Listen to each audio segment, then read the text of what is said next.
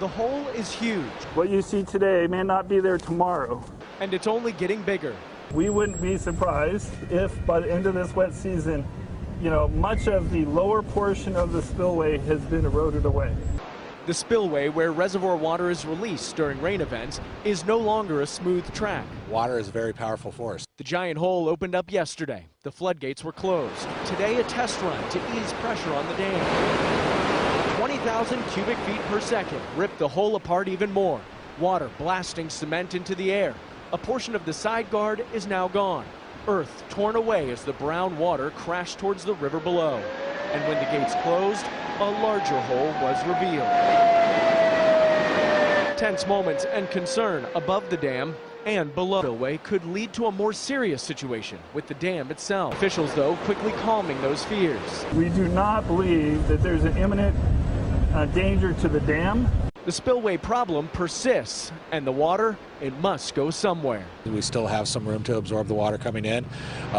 Long term, yeah, we're going to have to move water out of the lake.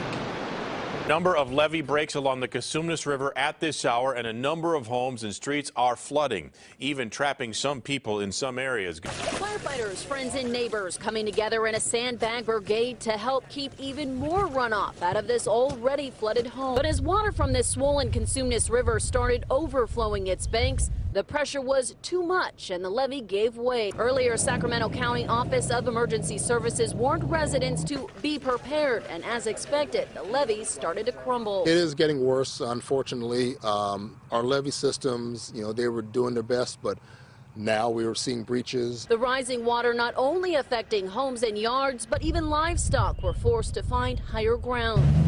For many who've been around for decades, they know the river's power, but were banking the levees would hold. We're hoping that the amount of water that is escaping will go into the farmlands, but we're finding that there are some situations where homes may be possibly impacted by this. Officials say it's a waiting game to see just how much water will flow and where. We knew the water was coming and that it was going to end up here.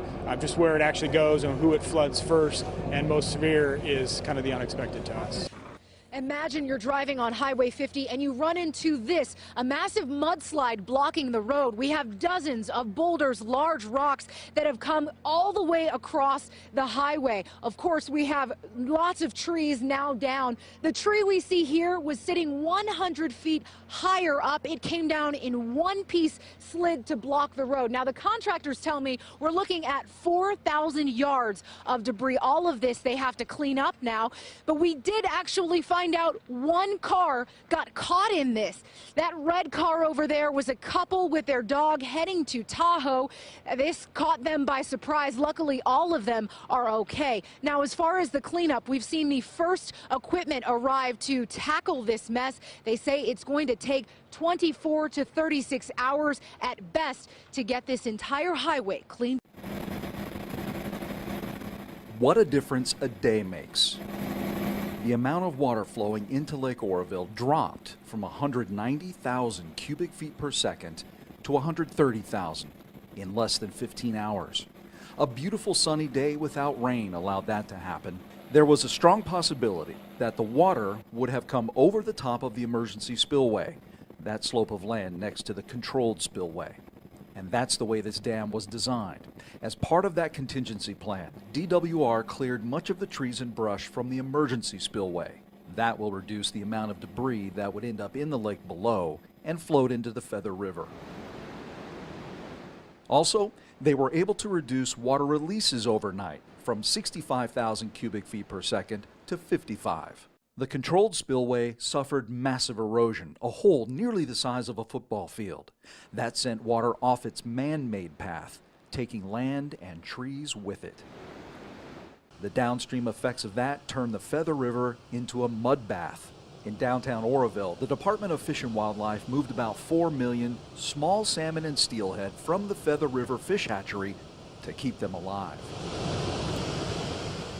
And is not in jeopardy in any way from this event.